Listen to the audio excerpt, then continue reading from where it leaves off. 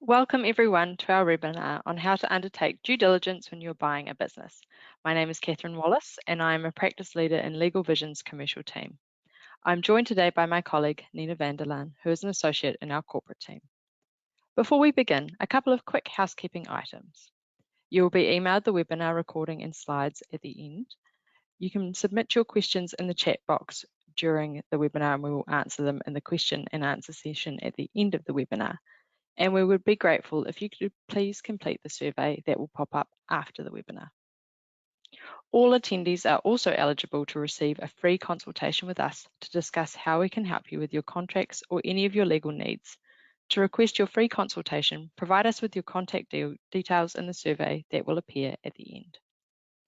So, today we will be discussing what is due diligence, why due diligence is important, the process of due diligence, key areas to look at when you are conducting due diligence on a business, how you determine what information is important, how you can reduce your risk of any issues that have been identified during due diligence. We will summarize with a due diligence checklist, and then we will have a question and answer session. Again, please submit your questions in the chat box during the webinar and we will answer them at the end. So, what is due diligence? Due diligence, often called DD, and you may hear us referring to it as such during this webinar, is a process of investigation into the target company or business by a potential buyer to get a clear picture of its current and historical performance, financial position, legal arrangements and relationships, assets and liabilities, and to confirm information that has been provided by the seller. It usually involves inspecting business records, physical assets, and may even involve meeting the key staff or executives of the target business. Due diligence is often undertaken with the assistance of a number of parties such as lawyers, accountants, and other corporate advisors. For the purposes of this webinar, we will focus on legal due diligence in the context of a business purchase, often referred to as an asset purchase, and a company purchase, often referred to as a share purchase. Nina will now talk about why due diligence is important. Thanks, Kathryn. So why is due diligence important? There are a few key reasons. Overall, the objective is to give the potential buyer a snapshot of the business or company at a point in time to put them in a position where they can do the following things. Number one, and potentially most importantly, to make an informed decision as to whether they will proceed with the purchase of the business or company. Number two, understand any risks or potential liabilities that are present and mitigate them where this is possible. Number three, understand what it is they're paying for in order to assess the value of the business or company and therefore an appropriate purchase price. Number four, determine whether the buyer wants to exclude any assets of the business, which may apply in the case of an asset sale. Number five, where only part of the shares in a company are being purchased, understanding how the buyer's relationship to the other shareholders will operate after the purchase has taken place. And number six, identifying any issues with the business or the company which the buyer can then work through with the seller. This might look like adjusting the offer and or the terms of the sale and purchase agreement, such as negotiating adjustments to the purchase price or indemnity provisions to protect against identified risks or liabilities, or where the findings justify it, to walk away from the deal completely. If you are considering purchasing the assets of a business or the shares of a company, we always recommend carrying out due diligence for these reasons. I'll now pass back over to Kathryn to talk about timing and process. Thanks, Nina. The timing of due diligence. So the time at which due diligence is conducted can vary and often depends on the size and or the complexity of the target business or company. The process shown on this slide is typical of a large transaction. In this situation, due diligence is conducted after a term sheet is signed and before the formal sale and purchase agreement is finalised and entered into by the parties. In smaller transactions, due diligence is usually carried out after a sale and purchase agreement is signed and is included as a condition to that agreement. The length of time put aside to undertake due diligence will also depend on the size of the transaction and the parties' intended timelines. These factors also usually dictate the scope of due diligence undertaken. There is a set process which is normally followed for conducting due diligence.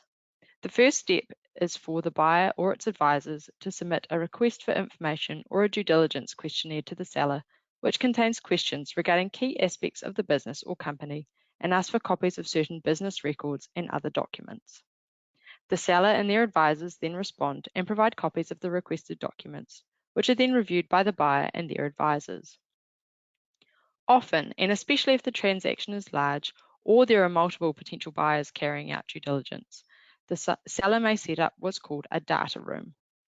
The data room is basically a virtual storage room, such as a shared Google Drive or Dropbox, in which the seller uploads key information about the business and company, as well as copies of key information for buyers and their advisors to consider, such as employment agreements, material commercial contracts, and financial information.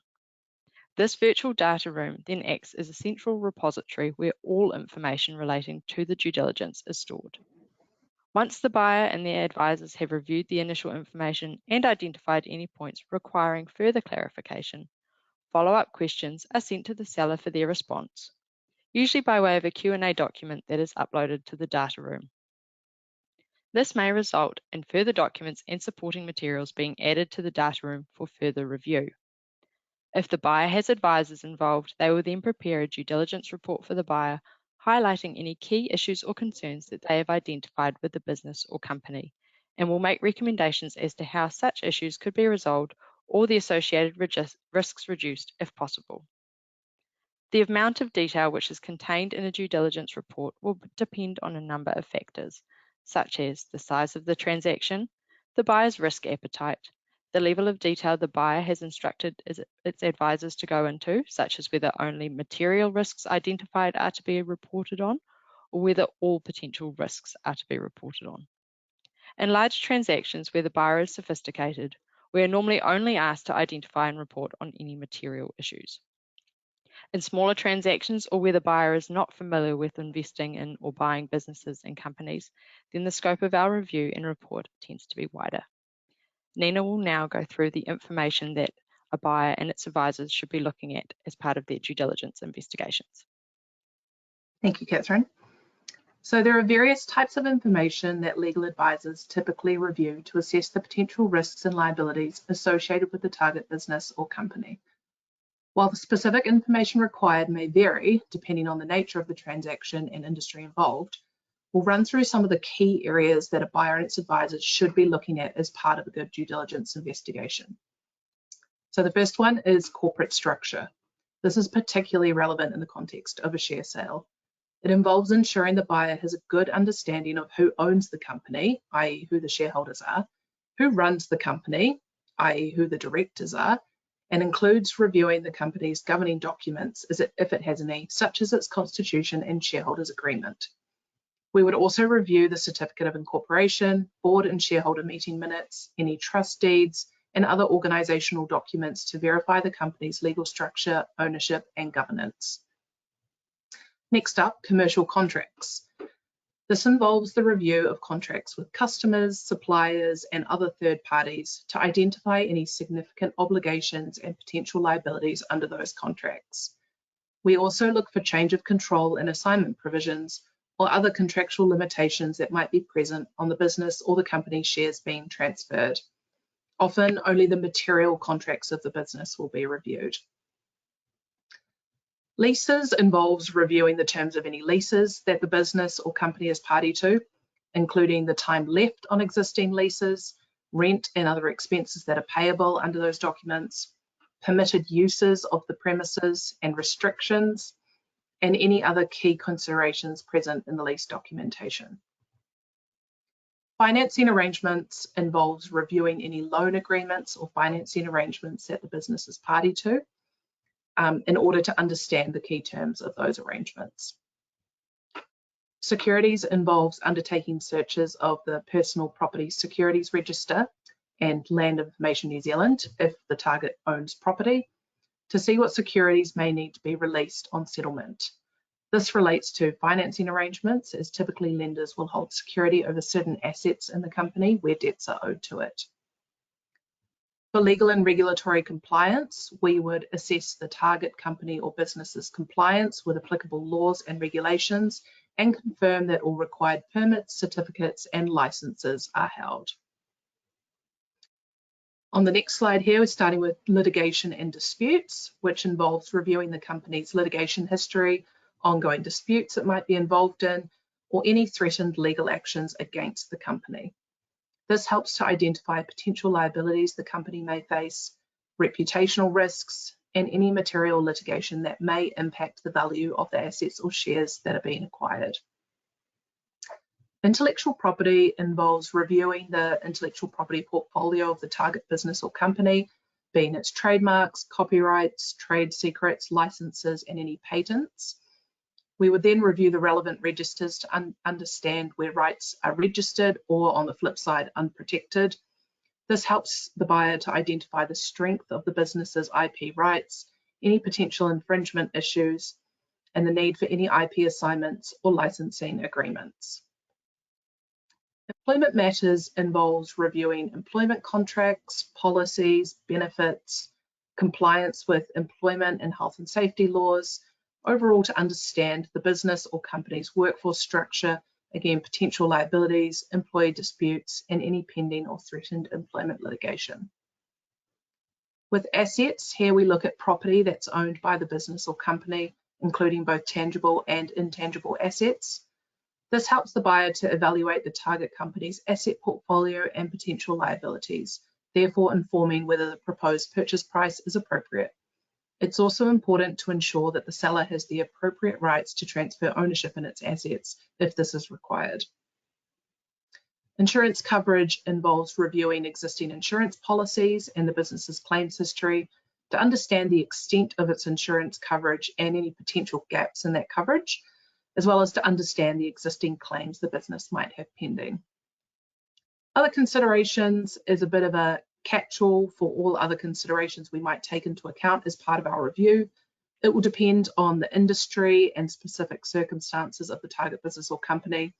For example, depending on those circumstances, it might include environmental assessments, product liability, cybersecurity, regulatory permits, import or export compliance, and any other relevant areas.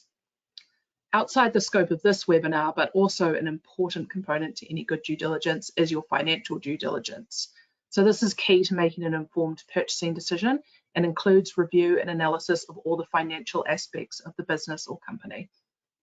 This is typically undertaken by an accountant and will help to determine how the business has been operating and its ability to make a profit. This highlights the importance of assembling a good team alongside you and having your lawyer and accountant work alongside each other throughout the process.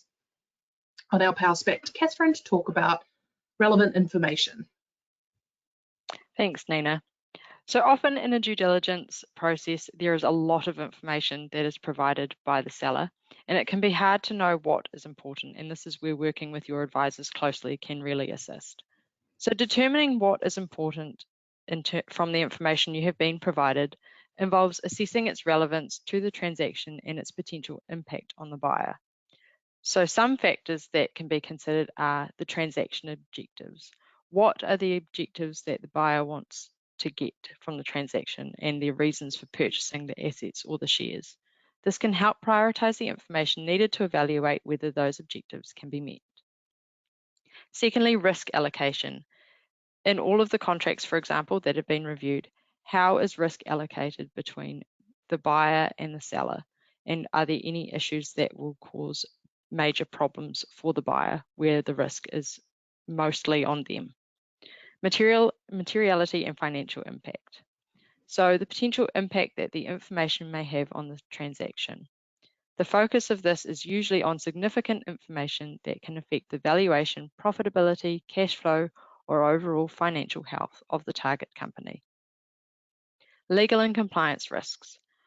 What legal and compliance risks have been identified that may arise from the target company's operations? For example, potential liabilities, litigation, regulatory non-compliance, or breaches of contracts that could have legal consequences for the buyer. Here, the focus is on information that may expose the buyer to legal risks or impact the target company's ability to operate or to transfer its assets or shares. Then there are other red flags and warning signs. So these could be issues that indicate potential risks for the buyer, such as unusual transactions, conflicts of interest, undisclosed liabilities, or any inconsistencies or discrepancies in the provided information. Often in due diligence transactions, the buyer will specify a materiality threshold, i.e. they are only concerned about risks which may incur potential liability for them over a specific monetary amount. Such a threshold can be a useful guide point for the advisors conducting due diligence, as it gives them a clear focus. Nina will now speak to how to deal with any issues that are discovered during due diligence and things that you can do to reduce your risk. Thank you, Kathryn. So there is always risk involved with buying a business, and while undertaking due diligence as part of the purchasing process will help a buyer make a more informed decision about the target business or company, it won't eliminate all of the risks. If key risks have been identified through the due diligence process, there are some options available to a buyer to help minimize those risks, and these can be broadly categorized into pre- and post-purchase actions. So prior to a purchase taking place, the parties can look to renegotiate or adjust the terms of the transaction to deal with any issues that have arisen. So if they're deemed significant enough, the buyer can choose to engage in negotiations with the seller to discuss these potential resolutions. This may involve renegotiating the terms of the sale and purchase agreement, adjusting the purchase price, or revising the contractual provisions to address the concerns, such as by amending the warranties and indemnities given by the seller. It may also be appropriate to add one or more of the following options we've got on the slide here. So you might negotiate additional conditions which must be met by the seller pre-completion, which might be, an example is replacement or repair of faulty assets, where you've identified this in due diligence.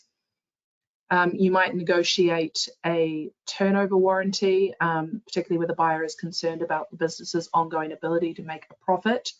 And this typically occurs in the context of an asset sale. A turnover warranty is a type of warranty given by the seller to the buyer about the future turnover or revenue of the business being sold. The warranty assures the buyer that the business will achieve a certain level of revenue or turnover after the transaction is completed, and if it fails to do so, the buyer might have recourse to seek remedies from the seller, such as repayment of part of the purchase price. Finally, the parties can negotiate an earn-out provision. This allows for payment of part of the purchase price to be deferred. It then becomes payable upon the business achieving certain milestones post-settlement, such as financial performance targets. This is often used where the seller and the buyer cannot agree on the value of the business. Some issues may be satisfactorily resolved through post-acquisition resolution. So depending on the issues identified, this might be appropriate. So putting a plan in place with or without seller involvement alongside the assistance of your advisors can be helpful. However, this approach should only be used where the issues identified are easily fixable or the risk and not likely to cause high financial loss or risk to the potential buyer. An example might be updating the terms and conditions of the business to comply with current law or address any gaps your legal advisors have identified. I'll pass back over to Kathryn now to run through our checklist. Thanks, Nina. So in summary, the steps for undertaking due diligence are as follows. Assemble your due diligence team if this is required, and this is certainly what we would recommend. Request documents and information from the seller, including corporate information, material contracts, business assets, and financial documents. Review the information provided and request additional information or ask additional questions of the seller as needed. The due diligence report is then prepared.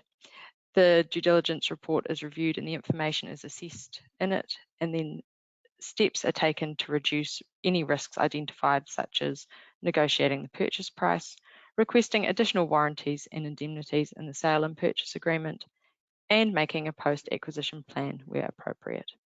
Finally, it is up to the buyer to decide whether they would like to proceed with the purchase of the business or the shares. Fantastic. Thank you, Kathryn. So that brings the main part of our webinar to an end. Thank you for listening. I hope you found it informative. You might also find our free publication helpful, which is now up on the slides, our due diligence guide for purchasing a business. You can download it from the handout panel. We also have an upcoming event that may be of interest to you, which is on managing employee sickness and absence. This will be held on Tuesday, the 4th of July at midday New Zealand time, and you can register for that event on the slide here. We're going to go through your questions shortly, and while you submit them, we'll just take a minute to tell you about our membership. So the LegalVision membership is a cost-effective alternative to have all of your business as usual legal needs covered. For a fixed monthly fee, you not only receive cost certainty, but all-inclusive benefits, which include unlimited document review, which includes reviewing your all your commercial contracts, unlimited consultations, which means you can book as many meetings with us as you like to discuss your commercial contracts or for any of your business as usual legal needs. You can talk to any of our lawyers, including franchising, corporate, employment, etc., depending on your business's needs. Your membership also offers unlimited trademark registration, all for one very reasonable monthly fee with options to purchase extra credit towards complex matters and transactions which are charged on hourly rates basis. So we'll now move to some of your questions, and we had some prepared, some sent through prior to this webinar. Do you want to kick off, Kathryn? Sure, thank you. So the first question I've got is, what areas should I focus on and what depth of review should I undertake in due diligence? So the answer to this, which we did go through on the slide in the presentation as well, is that it does depend on the type of business you are buying and the industry that they are operating in. For example, if you are looking to purchase a business in the manufacturing industry, then you would want to ensure that their contracts with their distributors and suppliers are robust, have a long period of time to run or ability to renew them, and that the liabilities are apportioned appropriately. Also, if the factory is on leased premises, the lease will be a key focus. What is the rent? Does the landlord have the ability to review the rent anytime soon after the purchase? And what is the term left on the lease? The depth of the due diligence investigation will really depend on your risk appetite and how much detail you would like your advisors to go into. As I mentioned earlier, often we have clients specify a materiality threshold, and so we just focus on any issues that might cause risk or loss to the buyer that is over that threshold. Nina. Thanks, Kathryn. So the question I have is, how should you present to financiers in such a way once the information from the business is presented and you believe due diligence has been fulfilled? So again, as we talked about in the webinar, if you've had a report prepared by your advisors, both legal and financial, you would share that with other people who are financing the proposed purchase, and depending on sort of what the nature of your relationship was with those persons, you might want to do that under an NDA to ensure that that information remains confidential. Where you have chosen to undertake due diligence yourself, you will want to collate that information in an appropriate way, prepare your own report likely, and submit that to your financiers. Have you got another one lined up there, Kathryn? I do here. So we've got, what are the advantages and disadvantages of buying the shares in a company versus buying the actual business?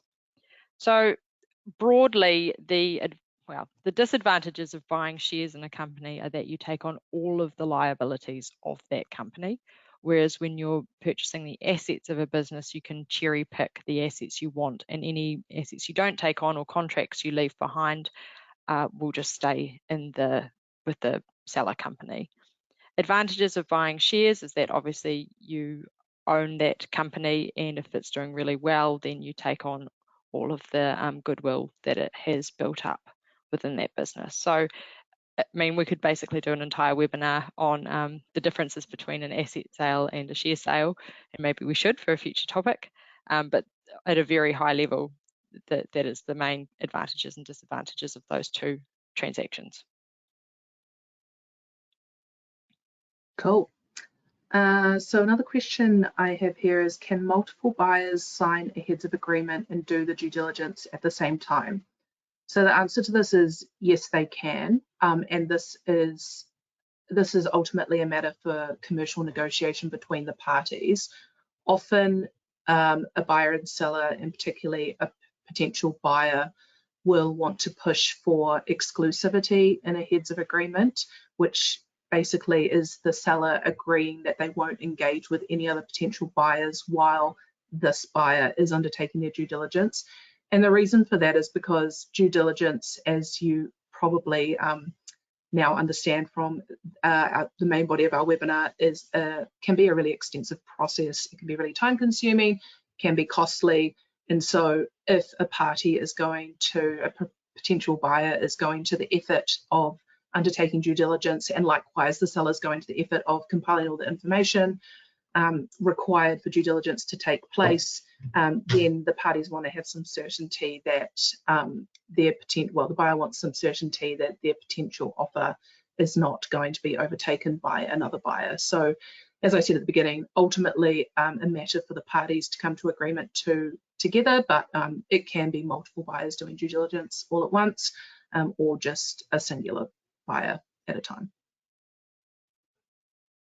Thanks, Nina. So the next question I've got here is, why would a seller agree to future turnover and financial performance if a trial has been conducted, and also when we know that the new buyer can mess up the sale if not competent? The answer is the seller doesn't have to. Whether there is a turnover warranty or an earn-out period, that is very much a point for negotiation in an agreement. You don't have to have either of those provisions. Especially if a trial has been conducted, then you, I guess, acting for the seller, would want to adequately cover that off, although in the agreement.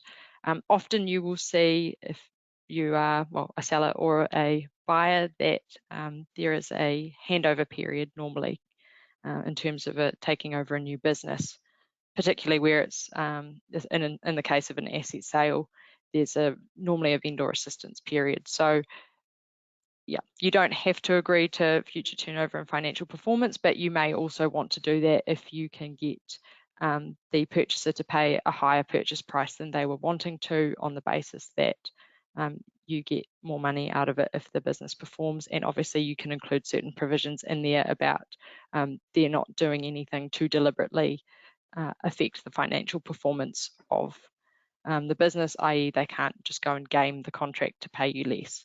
So this is where your lawyers are really useful, because we can help draft those clauses very carefully to ensure that those risks are accounted for. Great. Another question I have here is, do you have to pay a deposit to be privy to due diligence while signing a heads of agreement or term sheet? How is it different to any and all buyers finding more about the business without signing a head of agreement? Isn't that due diligence as well? So again, a matter for the parties to determine as between themselves. I would note that typically due diligence kicks off after a sale and purchase agreement has been entered into, which is usually the buyer putting an offer to the seller, which the seller will then accept, and it goes into a conditional period during which the potential buyer will undertake due diligence. Whether or not a deposit is paid, there's almost always a deposit payable for a transaction, but sometimes that will be upon signing of the sale and purchase agreement. Sometimes it won't be until the agreement goes unconditional. Even where a deposit is paid on an agreement being signed, typically that deposit is held on trust in case by the seller, in case the sale doesn't end up going ahead, in which case the deposit is required to be returned to the potential buyer. A seller will often want to have a deposit, which is typically around 10% of the purchase price, you know, as a commitment from the potential buyer to say, look, we're serious about buying this business, and, you know, depending on what we find in due diligence, of course, but our intention is to go ahead, and that's seen as a gesture of that. So, and as to the second part of the question, how is it different to any and all buyers finding more about the business? Obviously, anybody can go ahead and do research into a business prior to deciding if they want to put an offer on the table, and you absolutely would do that as part of the process. However, typically the information that we've sort of talked about, in particular commercially sensitive information like contracts and details of customer and supplier relationships, that's information which is likely to be held, you know, confidentially by the business that's proposed to be purchased, and it won't be released unless an offer's on the table and the parties have entered into an agreement. So once you've potentially paid your deposit and you've got that agreement in place, that's when the target business or the seller will release all that extra information that the buyer can look at to perform their due diligence, to make sure they're making that informed decision about whether or not they want to go ahead with the company, buying the company. Thanks, Nina. The next question I've got here is, what is the main purpose of a heads of agreement? So you don't have to have one. You can proceed straight to negotiating a sale and purchase agreement. However, it is quite common for parties to enter into a heads of agreement, or they're also called a term sheet. These are generally non-binding, and they set out sort of key provisions of the agreement that the parties have agreed, such as key commercial terms around price. They do include normally confidentiality provisions as well.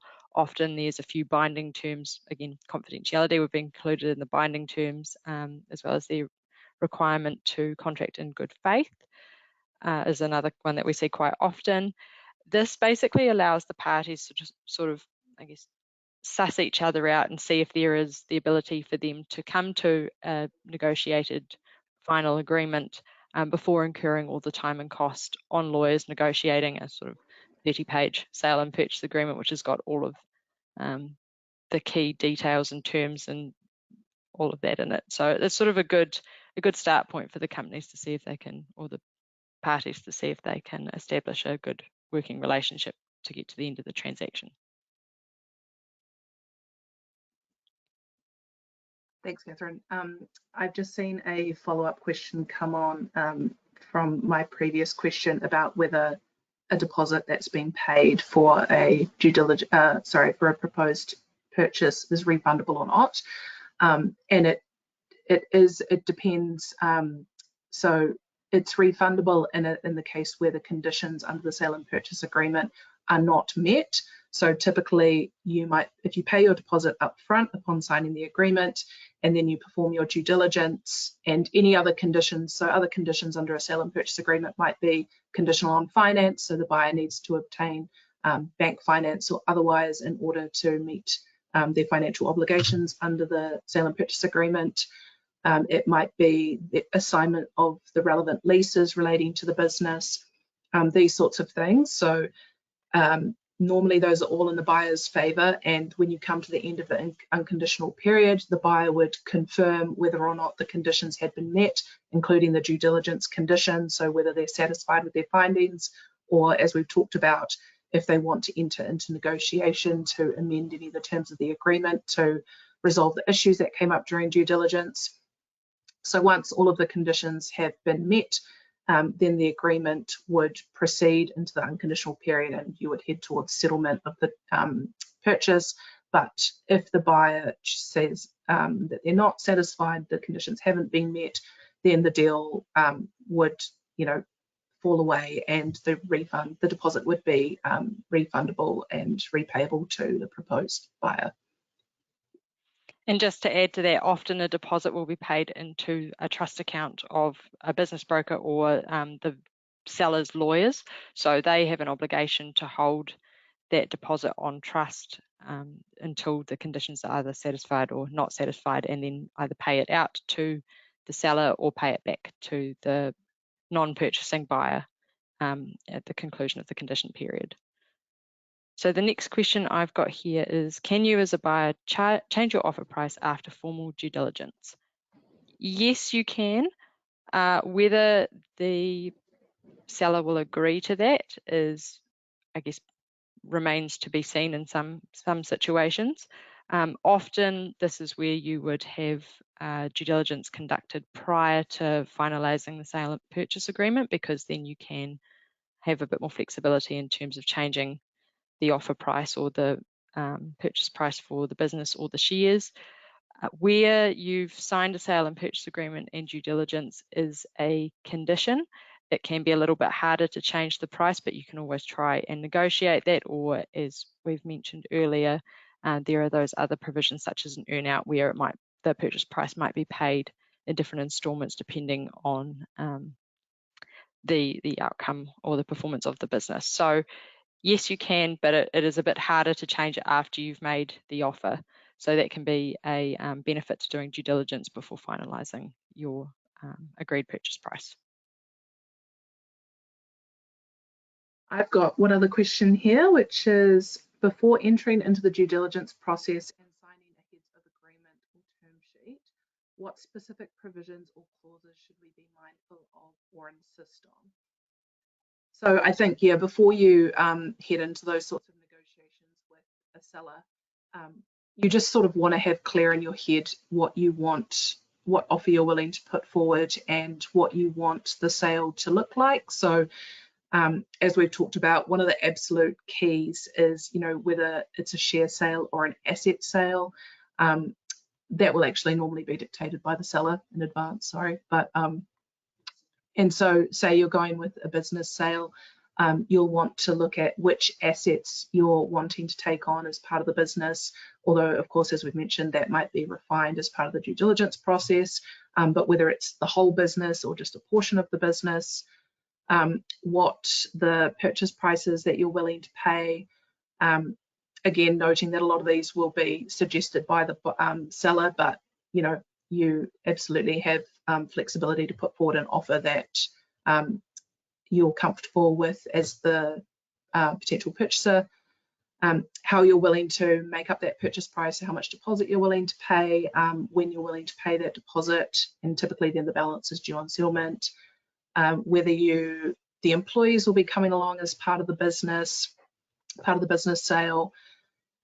The conditions, really important. So whether you want to have a due diligence period, which a condition which we obviously always recommend, whether there are any leases that will need to come across, whether you require finance, as I mentioned before.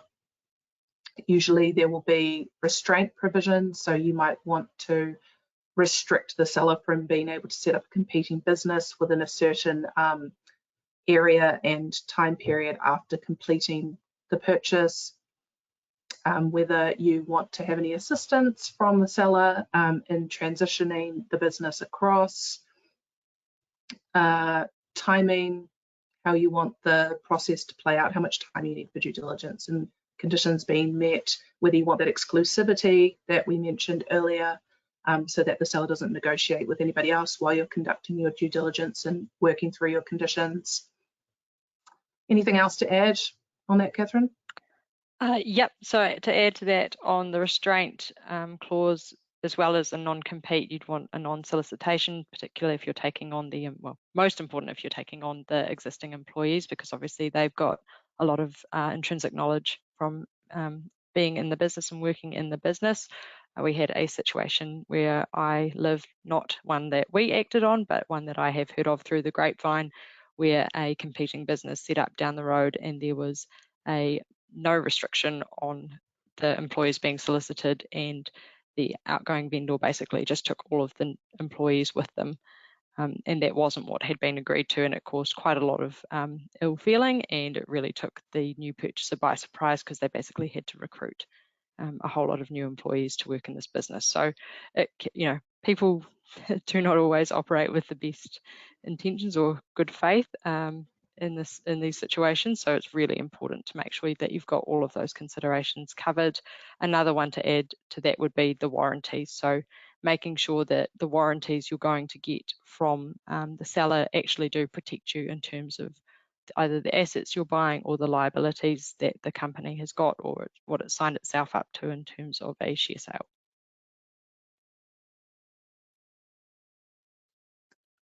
So I've got another which has just come through. If the business is not settled on settlement day and is delayed because of seller's mistakes and non-disclosure of material facts, can the buyer continue to wait for months and not terminate the contract if the buyer is still interested?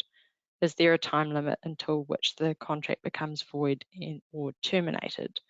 So look, this will really depend on the, I guess, situation you're in at the time and the stage in which the process is at. So often the sale and purchase agreement would have a non-settlement provision, which the buyer would then be entitled to compensation if the seller's mistakes. There's also a breach of contract for if they haven't disclosed material facts and they've given a warranty in respect of certain aspects of the business, then the buyer can bring a claim for them for damages for that. In terms of continuing to wait for months and not terminating the contract, normally once you go unconditional, so if you satisfy your due diligence condition and any other conditions you've got in there, such as the transferring of the lease or the you getting finance, then you are bound to complete the purchase. So if you can agree to defer settlement, but whether you would be able to actually get out of purchasing the business, that's a bit more difficult, which is why it's really important to make sure that you are comfortable to proceed.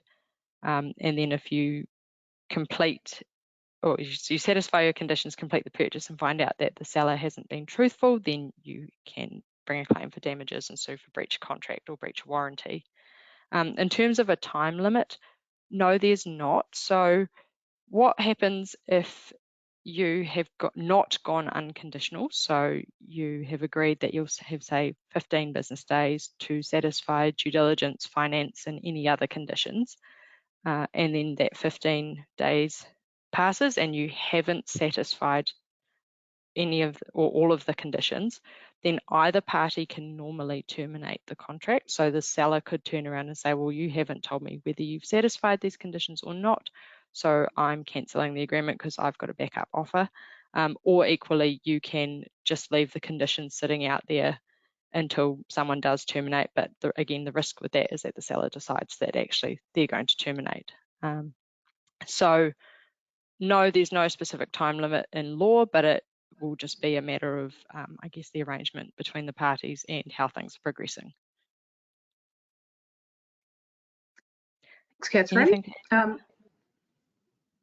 Yeah, I think that's all the questions we have and probably all the time we have for today. So thank you again for attending. After we have ended the survey here, ended the webinar here, there'll be a survey popping up. We would really appreciate if you could take 30 seconds of your time to complete it. And if you'd like to receive a complimentary consultation to talk about how LegalVision might be able to assist your business, please also include your contact details in that survey. Thanks again for joining us. Thank you.